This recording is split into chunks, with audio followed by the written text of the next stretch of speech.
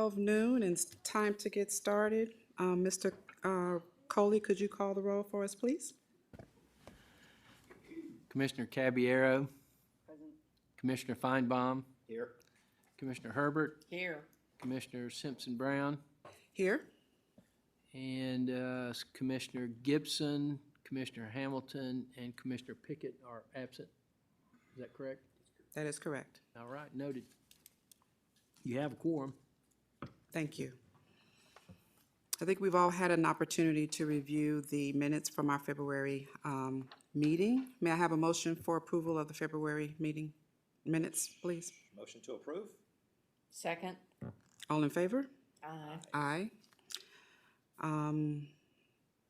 Now I'd like to recognize Gabe so that he can talk to us about Resolution 1486. Yes, thank you, Chair. Commissioners, I'd like to recognize Daniel Kimball, our management and procurement and storerooms, to present to you official action for a transfer of property to TVA.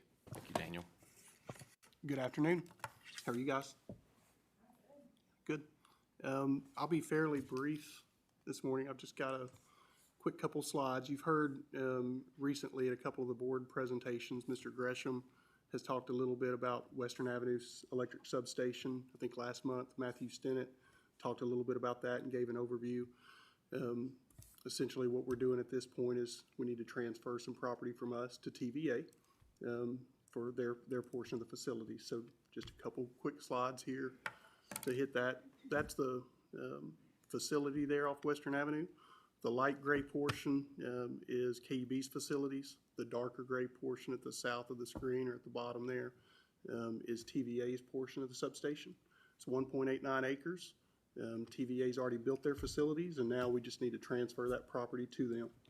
It's been appraised. It's worth $246,000, and so with your guys' approval, Gabe would declare it surplus, and we would transfer it or sell it to Tennessee Valley Authority.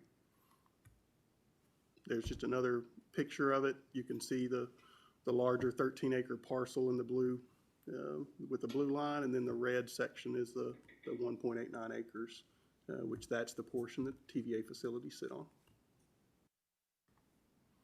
So as Gabe already mentioned, Resolution 1486 just authorizes Mr. Bolus as president and CEO to declare it surplus and sell it, which we would do so to TVA in the coming days with your approval.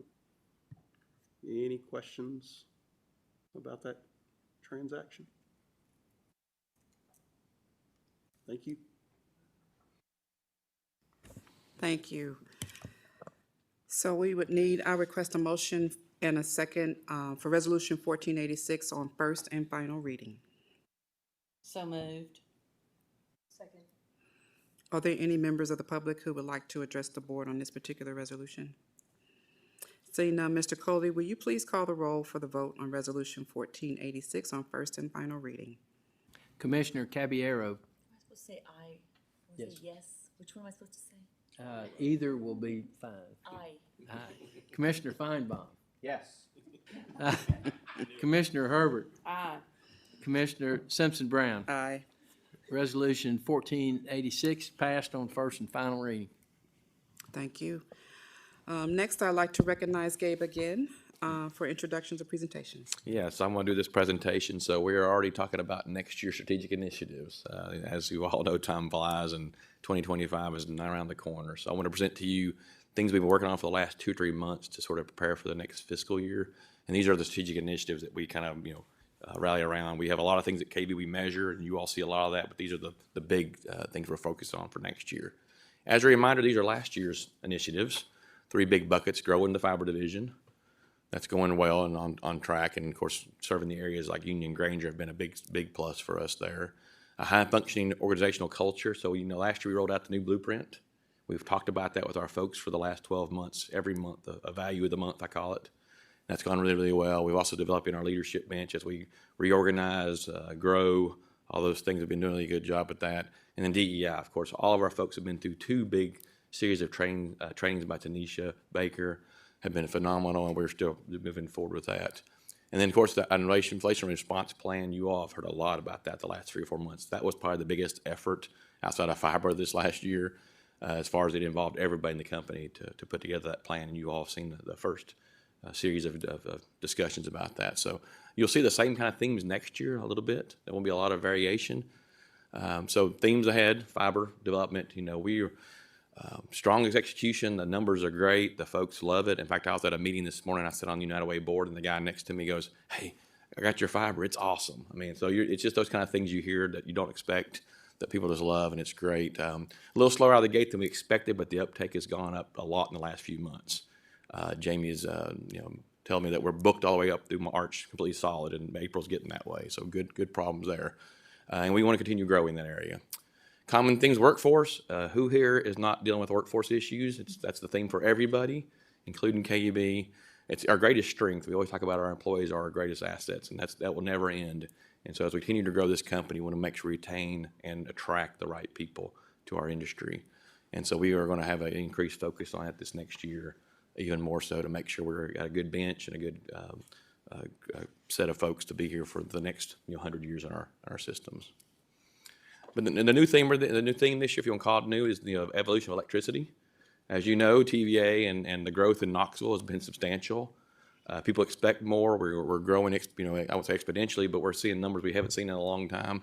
But they also expect it to be on all the time. And so we got to invest in technologies and things to make sure that we are up for the capacity and the resiliency of the system. So putting those three together in three main columns, and of course I'll go into a little more detail now about each of those because we want to make sure they're measurable, something that we can attain. Construction on the fiber group will be to a pass of over 110,000 customers. And I want to point to that's a significant number because that's about half of our system. So June of 2025, we'll nearly have passed half our customers in our system. That's a kind of a milestone personally for me, and a big deal for us. We want to keep updating our plan. As we've gone through the first couple of years, we've learned things about awareness. Now it's how do we focus on sales, and so that'll be a big focus this next year. And continued growth. I mentioned before, multi-dwelling housing, condominium complexes have been a challenge. We've got to figure that out. Jamie and his folks have got a great plan to sort of tackle that area. This is just different because you're dealing with multiple tenants or multiple owners in a single structure, and getting penetration folks in there is just different. And so it's a big focus for next year. I mentioned workforce development, retaining, attracting, still focusing on DEI, inclusion, and belonging at KUB. Been very successful. Want to continue that this next year. And then also just a new leadership bench. I mean, I was talking to our folks in HR, nearly half of our folks have been here less than 5 years. A lot of great folks we've hired, but that's a whole new opportunity for us to train, develop, and infuse our culture, make sure customer focus is still strong. And so we want to make sure we're doing that and making sure we're bringing up that next generation of folks as some of us start looking at retirement ages and the next set of folks who are up for the challenge. And then our electric system, I mentioned earlier, the fiber development and deployment has helped us a whole lot. Makes our system much more intelligent. Smart switches, devices that are real time for us to see what's going on and adjust and switch around is phenomenally important. So we have set metrics for ourselves to sort of make sure we make that to be the case. And then, as TVA has allocated some part of a portion of our system to we can generate our own power. The first time in 84 years we could do this. So we want to make sure we take advantage of that over this next year and find the projects and opportunities to grow our system and really take advantage of that new agreement we signed a few years ago. And so those are kind of the big things in the strategic initiatives. Like I said, the other utilities are just important. They have all kinds of things from measuring pipes and wires and things we've got to get done. But these are the things I want to make sure corporately we kind of all rally around and help. And that's been kind of our goal in the last few years when it comes to these initiatives. So next steps is really to get your input, your feedback, and then develop some actual metrics with those. Some of those had numbers, some do not. We'll put numbers to them. That's how you achieve success. And then we'll roll it out to the company over the next few months and implement it so that come June, we're full speed ahead on the next year's initiatives. And then, as you know, November, December rolls around, we'll be looking at the following year initiatives, which feels like a long way away and it'll be here tomorrow kind of thing. So that's kind of the next steps of the process, but I do want your all's feedback and input on this. Obviously, there's a lot of details we'll hash out and roll out to you as far as metrics, and I'll be giving you feedback throughout the year on how we're doing on these things, but that's kind of it in a nutshell. Any comments or questions you can ask of me, and I said we'll go from there. Is this the same time of year when we had a really long discussion last year about how KUB determined what success looked like in customer service. I remember we were talking about this. And I just remember, I don't have the notes for it, but you guys were deciding how to measure by like how long people waited, and we were talking about, let's talk about how satisfied people are Correct. independent. Is this the same process? Are we in the same? It is, and that usually is an audit and finance committee meeting measurement. So if we have that, also we have all those metrics in audit and finance. So that's where that really comes into play, and that's where the meat of that discussion's in there. So embedded in some of this is those metrics, but these are kind of above and beyond that. Okay. You know, Tiffany can speak to that at length. We are definitely moving into that phase of quality of phone calls and quality of responses versus just the time. I was trying to remember if it's the same, it was the same process we're doing. So when you say you want to hear feedback, like right now at this point? Now is it- or over the next few weeks before we start rolling it out to the company. And what we're talking about is the slide you just sent before then. This right here, yes. I'm curious about the workforce development work. What are the thoughts right now? I know that I'm on the chamber board and there's a lot of talk over there, but I don't know concretely what. So we are looking to develop a new and improved leadership development program. You know, KB had a homegrown one for years, and COVID kind of just took it out. You know, we just haven't done it since COVID, and we want to revamp that. So we've got folks working on that. How do we bring in speakers, bring in experts, and make sure that we're developing that next tier of folks with all the tools they can have. So that's a big part of this next year. The way we and beyond that, just the fact that how do we advertise, recruit. We're probably attending more job fairs than I've ever seen as a 10, trying to get out there and using folks like you actually to help us find good candidates for positions like that. So it's a combination of things like that that will actually put into a very specific, do this, and we achieve that. And then the measure is on the back end, are you getting those folks? Retention, attraction, what's the word I'm looking for? How long they stay? Are they turning over? Yeah. Those kind of things. Susan, I'll let you jump in. This is your baby really here, so. Yeah, I think, just like the rest of the world, we're experiencing higher turnover than we ever have before. So attracting, retaining, speed to hire, all those things are going to be really important for us. Just because, we have the same sort of labor challenges everybody else does. So I think just looking at our processes to try and make sure that they are up to snuff, that we are keeping up with the needs of the organization. I was at an HR event several weeks ago, and we were talking about how I think it was over 300 hires last year.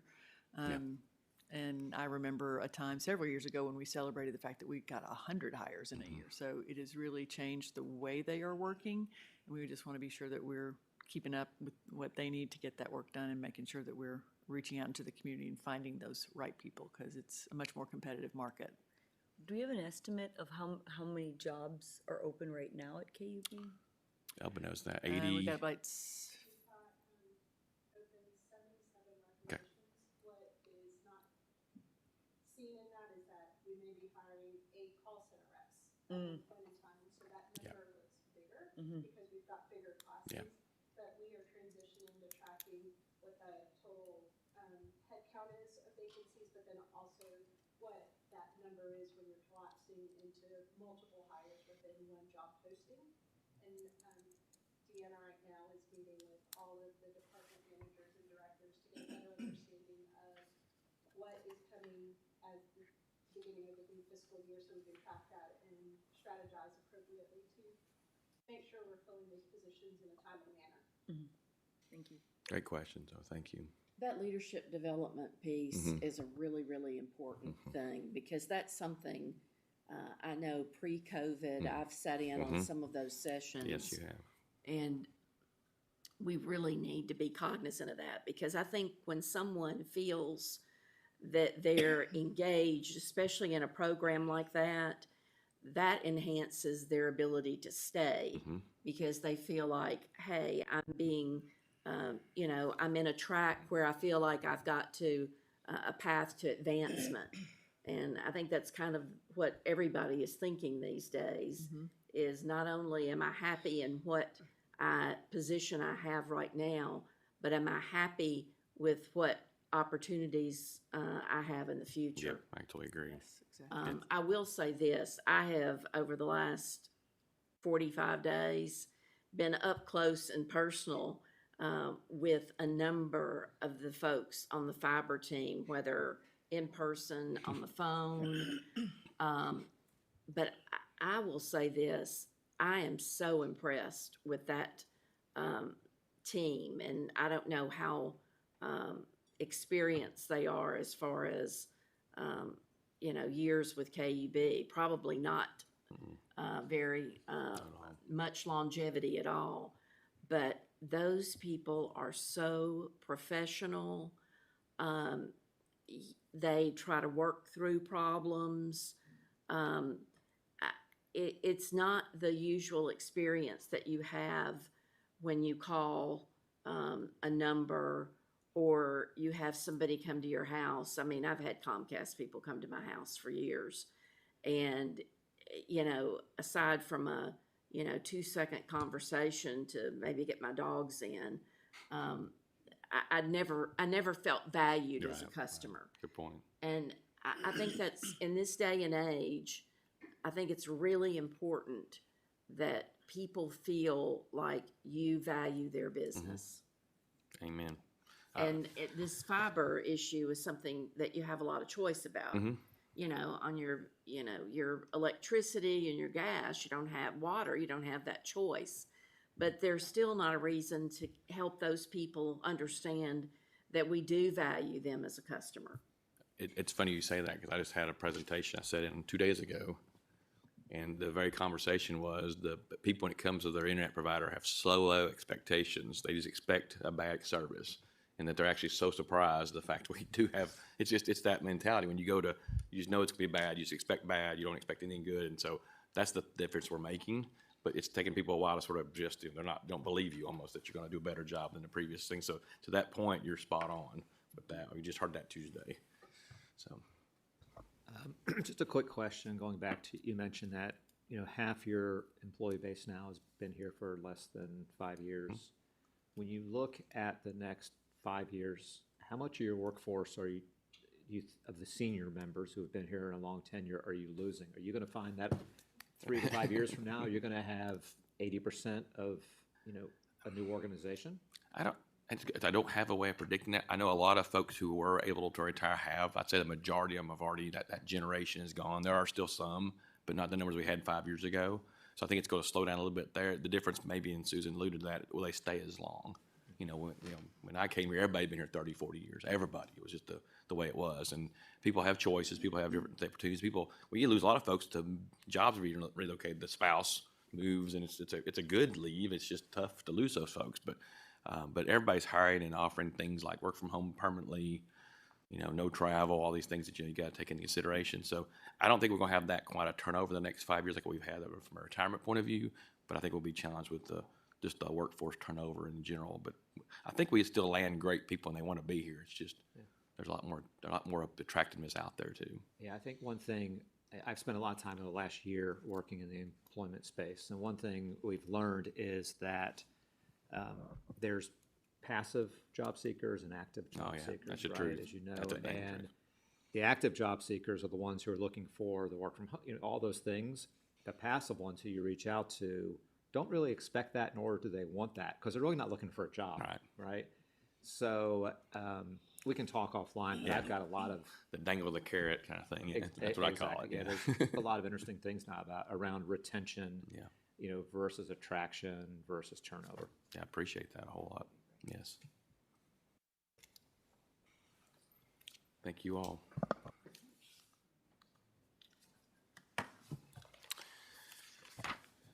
Commissioner, my microphone's still on. I want to introduce Mark Walker, Senior Vice President, Chief Financial Officer, to give you some updated action items that will be coming up in the rate discussion next month.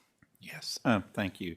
Good afternoon, Commissioners. We do have several rate-related items that we're going to be bringing to the board for your consideration in May, at the May and June board meetings, one of which you're familiar with as we've talked through the inflation response plan, but there's a couple of other rate-related matters that we're going to be bringing for your consideration. I wanted to sort of give you a heads up about those today. Obviously not to take any action today. That'll be a couple of months down the road. One that we have talked quite a bit about are 3 years of rate increases for electric, gas, water, and wastewater. And staff will be bringing its final recommendation on those rate increases to the board at our workshop in April. You may recall a couple of years ago, we received a couple of grants from TVA to construct fast charging EV stations. And so we need the board to approve a rate that we would charge for the charging of vehicles at those stations. And I'll go into more detail about that here in just a moment. And then also amending the purchase power adjustment. And we have talked somewhat about that. This ties into the 5% flexibility that Gabe mentioned as part of the strategic initiatives, that the idea there is that you're going to generate power cost savings by self-generation as opposed to what you pay TVA. And then we wanted to retain those savings to be able to help fund electric system infrastructure projects. In fact, that was part of the IRP funding for the electric division. So on the EV fast charging rate, we do have 2 stations that are under construction. One is here in downtown, located on Central Avenue. The other is in Seymour in the parking lot of the Food City. We are continue to make progress on those. We expect those stations to come online hopefully later this summer, and we can start having vehicles to charge there. The funding for this, the total cost is a little over $1.1 million for both stations, but remember TVA provided us grants for that. So about $900,000 of that is going to be funded or reimbursed by TVA for the construction of those facilities. The one located on Central Avenue in downtown, the city was already planning a project down there, so we sort of took this over from them, but they had funding budgeted for it, so they will be allocating or pay $90,000 of that. And then we would fund the remaining $100,000 plus on that. So that's good. Each of the fast charging stations would have 4 charging units. And as far as fast chargers in Knoxville, there's not a whole lot right now. In fact, this whole thing, the grant program with TVA, was part of a partnership between TDEC and TVA to get more of these fast charging stations in major travel corridors on that. So Tesla has some supercharged sites, and then Electrify America has a station down located adjacent to Walmart down off Gallagher in West Knoxville. But that's really it as far as fast charging stations. So just to give you an example, and like take Gabe's EV, if he on what I would call a regular or level 2 charger station, it might take 8 hours or so to charge. With these fast charging stations, it'd take 30 minutes. So, and it also helps promote and provides an incentive for those to say, well, it's not going to take all day, and especially if I'm traveling around. So that's a good thing. The stations will be managed by a third-party contractor who will basically collect the charges, the revenues, remit that to us, less a fee, and they would be providing oversight, management, maintenance for the facility. So we're excited about that. And again, they should come online here in a couple of months. So is that charge going to be per hour or? It'll be per kilowatt hour. So if you're there for 30 minutes charging your vehicle, it will measure how many kilowatt hours it took to charge your vehicle. The board, we would ask that you adopt a rate per kWh, and that's still being determined by our rates group. And we'll obviously have that for you in May. And then that's what, this multiplied by the number of kilowatt hours it took to charge your vehicle. Will people pay in advance, I guess? They will pay at the station. Yes, you would have a credit card. And from personal experience, I use an app. So when I go charge, you turn the app on, say charge me up, plug it in. It's so simple. They've got all the sophistication now. It's not an issue. In fact, you can use a credit card, but it's easier just to say, hit my app, charge me the bill, and I'm going to move on. So it's very, very. I think it'll that's be the easy easy. part. It's very easy to do. I would tell you. I've used a bunch of different stations, and they're all. It depends on the time. It depends on the rate they're set up. I mean, $15 to $20 what I've seen on a full charge. Now, it depends on how much I have in my car already. It's like your vehicle, but it's not unreasonable at all, and it's getting better every time. The state's building out more and more stations. I don't have quite the anxiety to cross this state like I used to, and this is another way to get there. But we have a lot of folks that have these vehicles now that really want to adopt it even more, so excited about that. And we had a consultant help us at the beginning of this process, so they're also providing some assistance in determining what the rate would be. How does it compare to what others are charging? A couple questions. How is this going to be branded? Is it KUB charger? So we'll have, so people know that. I'll defer. I can defer to Aaron, but yes, it would be known as a Okay. KUB. Okay, I mean, it's good. KUB owns the station, so Yeah, I mean, it it's would good be just to KUB. have on the, Yes. it's, so people know that KUB is providing a great new service of fast chargers and how you promote that. And we Even will though there's be- only two of them, at least you're promoting that, hey, we're cutting edge. We'll be we're promoting bringing that. High speed. And as I think, fast Aaron, I charging. believe this grant program is still continuing, so there might be the potential for other sites down the road. Variety of funding sources for electric vehicle charging, that whether it's this source or another source, I think if this is successful, we'll be looking at other opportunities as well. Yeah, that was my second question, so thank you. Okay, any other questions about the fast charging rate? I was surprised someone didn't ask. I'm surprised you didn't ask about why Seymour, but it's because of all the traffic that goes to Gatlinburg. Right. Okay, I figured you knew that, but I was like, Yeah, I was surprised a little bit. that's considered a major travel corridor, so. It is Zeph Energy is the third-party contractor.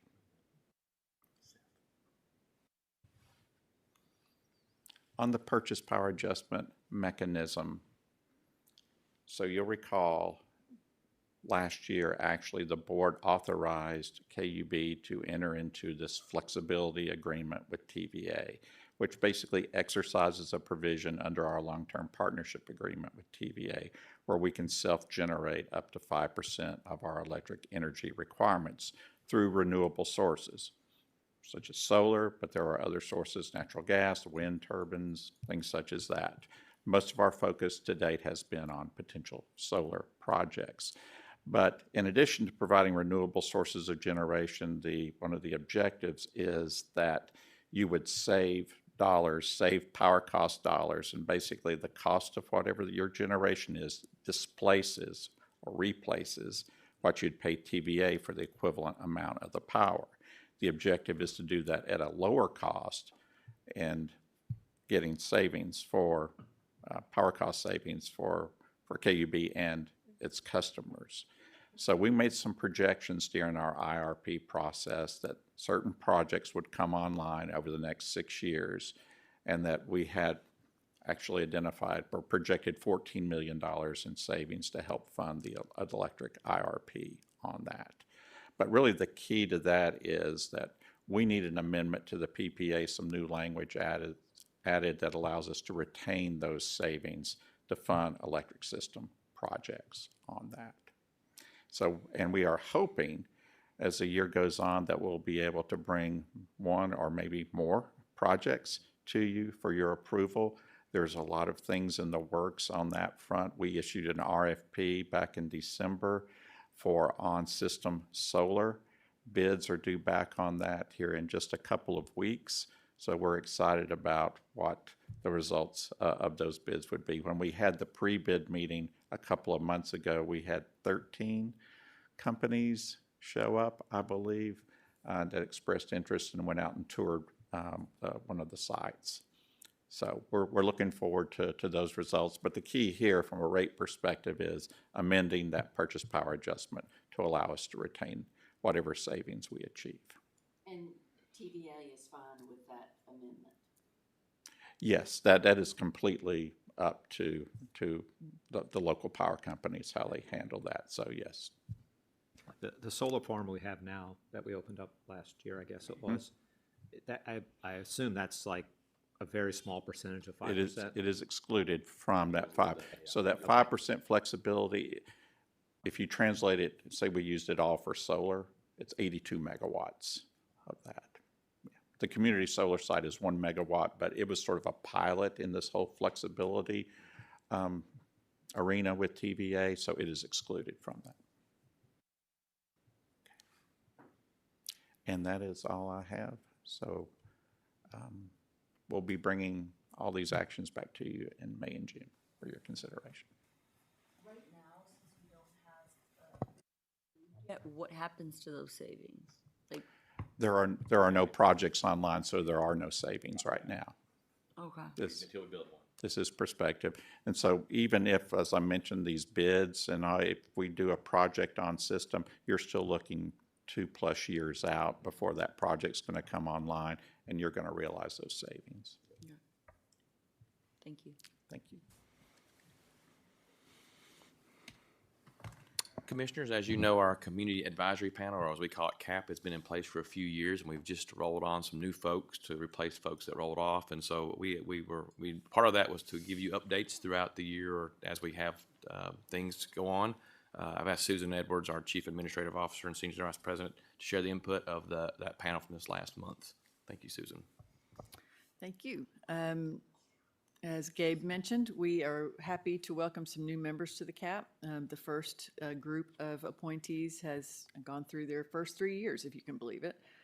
Several of them agreed to return. You can see them on the right there. And we've got several new members, and all of them help to bring that diversity of input to the Community Advisory Panel. We've got representation from the city, from outlying counties, from environmental groups, from business customers, from nonprofits. We've got a really good mix of folks there, and we've had orientation with these people just last week. They were very engaged and interested in the work that we're doing, and really good turnout for their very first meeting, which was back in February. So today I want to kind of fill you in on the input that we received from them at that meeting, at which we talked with them about the inflation response plan. So you all will be voting on the outputs of that when we come back with our recommendations in April and the votes in May. We thought it was important to present that information to the KAP so that you could have the benefit of their input as well. So we did have 12 members there. There are 15 total. That was a very good turnout, and several board members were also there, as they have been throughout the time of the KAP. And we gave them a briefing that was really largely based on what we've provided to you all back in November and in January. So they got to see an overview of our systems, how the inflation has impacted us, what Century 2 needs we have identified, and what those impacts are to customers. And that's where, the rubber really meets the road for this group. We asked them to ask us questions, provide us input on what they were hearing. We had good dialogue during the meeting. We did invite commentary after the fact. I don't think we got any emails from them after the fact, but we're going to continue to keep those lines of communication open. So it was a lot for the new members to hear all this at one time, but they did have good questions, and that's really what I wanted to share with you mostly today, because I think that's a good indication of the kinds of things that are on their mind. So as we went through, one of the first questions they had was about the inflationary assumptions. That is one of the major drivers that got us to this point. What are our assumptions about future inflation rates? Have we moderated that now that inflation is coming down? And what have we done about our pricing assumptions? We were able to answer that in the room, but yes, we do have continued inflation, but at a lower rate. And we recognize that even though inflation has slowed, some of those prices have not come back down. So all those things are factored into our accounting for inflation. They wanted to know, how do we compare to other utilities? And we were able to say many other utilities are facing the same situation that we are. And in fact, Standard & Poor's has told us that their water utilities that they rate are averaging about a 6% increase. So we felt like we were able to answer that question as well. As we went through, they did offer their thoughts on things that you might not be surprised at. As we look at increasing rates, they are going to always be concerned about the impacts on our customers, particularly our low-income customers. So, hopes that LIHEAP would be able to respond with more funding for customer assistance. Hopes that we can include some additional focus on energy efficiency measures so that people can manage the cost of their bills. They asked questions about how this relates to the increases that were approved as part of the fiber launch, and we were able to clarify that those increases were separate because these changes occurred after those decisions were made. So we were able to answer that question. They wanted to be sure that we weren't only looking at pipes and wires, but also the soft costs that we have to manage. Are we incorporating, the higher cost of labor? And of course, the answer to that was yes as well. Maybe one of the biggest questions, did you look at everything else before you looked at this? And I think Mark did a really good job of answering how, over the years, we have done a lot of work to make sure that we're operating efficiently, managing our costs, and looking for grants and other funding to help cover these costs. But that the changes that we're talking about making here, really, we can't save our way into those. That these are really going to require additional revenues because these needs are simply too great. The next question, you might suspect who asked it because it was one of the reasons that brought him to the table. Stephen Smith asked to be sure that we were not adding any cost to the basic service charge. And of course, we have committed that we would not do that. And we were able to answer, no, we are not impacting the basic service charge. There was another question there about residential and non-residential impacts. As you know, we typically present our budget and rates recommendations in the context of residential rates because that's where a lot of that interest is. But yes, non-residential customers will also see impacts from these changes. And in summary, I think we had good, questions and answers back and forth. I think the CAP members appeared to understand the need for the increases to support reliability, to support growth. And they, at the same time, as you would expect, recognize that that's going to have an impact on our customers, particularly our low-income customers, and hope that we'll be able to continue to work on things that can help mitigate the impacts on those customers. So I think that's sort of the long and short of their discussion on the IRP. I'm happy to answer any questions about the presentation. I welcome anybody who's able to attend. They appreciate seeing you all there. So thanks for those of y'all who were able to make the time. Thank you, Susan. Commissioners, the last presentation, I've asked Josh Johnson, our Director of Operations, that we have hit a major milestone internally at KUB, and I want him to give you an update on that and brief you on that detail. Good afternoon, Commissioners. I want to take a few minutes today to update you on the disinfection conversion projects that's been going on at treatment plants for the last few years. Let me start off with a little bit of history surrounding our disinfection processes. All of our treatment plants utilize chlorine gas. The water plant and wastewater plants for many years. That is an industry standard, very cost-effective process and chemical, and pretty readily available in the past. But since 9/11, things have changed a lot. A large regulatory burden came along with that, along with security issues, safety issues with our employees dealing with this chemical as well as the community. And then with that, we saw product availability issues. And as the product availability becomes tight, costs go up. So we've seen costs increase as well. So in 2014, we kicked off a project to begin looking at how do we convert and get away from chlorine gas as our disinfection chemical. So we partnered with a consultant and began looking at different alternatives for disinfection. And we looked at many processes, from creating our own chemicals and producing it on site, to tanker loads of chemicals, to even ultraviolet light. And our main focus was we wanted to remove chlorine gas from our facilities, as well as improve our safety and security issues with the plants and surrounding communities. So we evaluated 6 different technologies and ultimately settled on 2 that we'll talk about a little more: ultraviolet light and hypochlorite treatment. And you'll hear me refer to hypochlorite as sodium hypochlorite and calcium hypochlorite, and that's the liquid and solid form of basically bleach. So we interchange the common term as bleach for hypochlorite. So to give you an update on the initiatives, we've worked hard since 2014 to convert all the plants. Mark B. Whitaker Water Treatment Plant was the first. In 2017, it was completed, and we moved to sodium hypochlorite treatment for disinfection. East Bridge Wastewater Treatment Plant completed in 2017, and you'll see that we're a little bit different in technologies. During that analysis, we evaluated the plant itself. How far away is the plant from our main plant, Kauai? Is it manned 8 hours a day versus 24/7? So that was part of the analysis to help us get to these different technologies. Loves Creek Wastewater Treatment Plant was completed in 2018.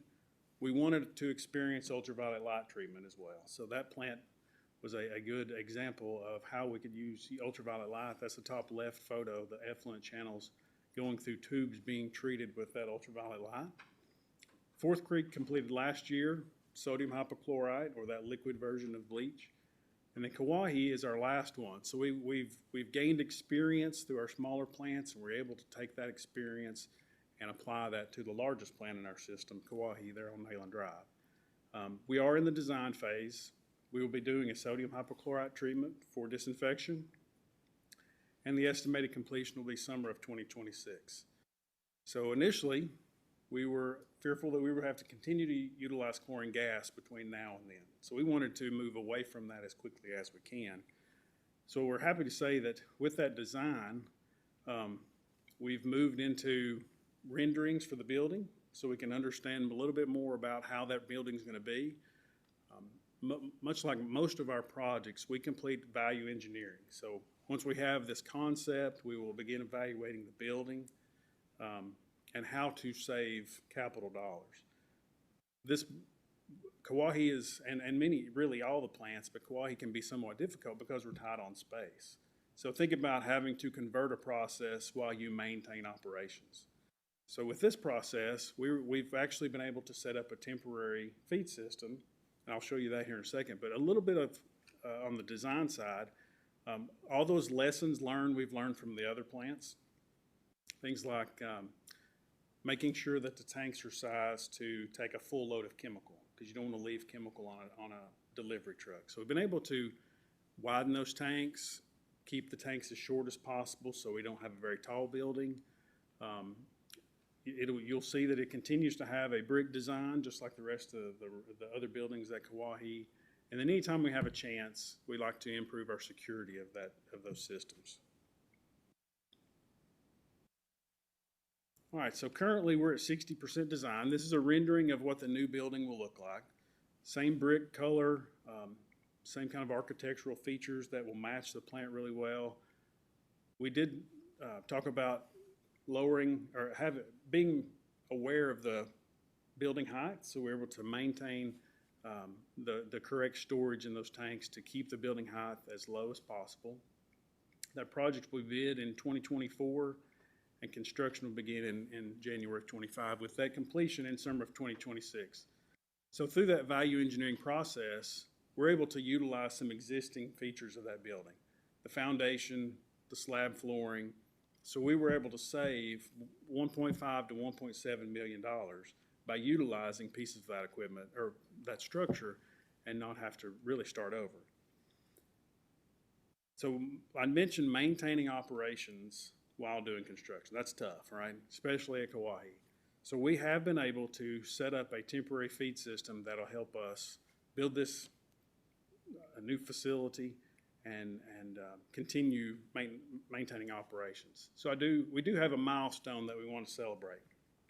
With that temporary feed system that you can see there in the bottom right, we can maintain operations, and we've been able to get rid of the last chlorine cylinder at Kauai. So we no longer have chlorine cylinders in the KUB system. You can't see it by that picture, but those are some very happy operators. That's the last cylinder leaving Kauai. I'm sure there's big smiles on their face. So one, we're out of the chlorine gas business, so that's something to celebrate and a milestone for KUB. Two, we've got a temporary feed system where we're feeding sodium hypochlorite, and that will allow us to give a contractor an open space. Here's the building, and they'll be able to work and be very efficient in that project. With us removing the last ton cylinder of chlorine, we can begin deregulating ourselves and deregulating through the EPA because we were classified as a storage facility. So we'll finish that up, close up all the regulatory programs that we've got with that. Significantly reduced employee risk and community risk. We're very excited to be out of the chlorine ton cylinder gas business. So I want to thank everybody that's been involved, plant operations, wastewater systems, engineering, system maintenance, safety and regulatory services, and many others, because without being able to set up that temporary system, we would have utilized chlorine gas for another year and a half or so. So very excited to have that milestone here at KUB. With that, any questions about the disinfection updates?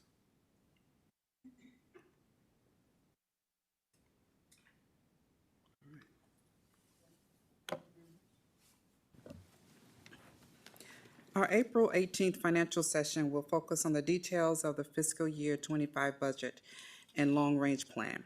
We will begin with a brief business meeting at 9 a.m. Public comments will be welcome before the meeting is adjourned. Following the conclusion of the business meeting, we will begin the budget and long-range plan workshop. I'd like to recognize Gabe one more time. Yes, one more time.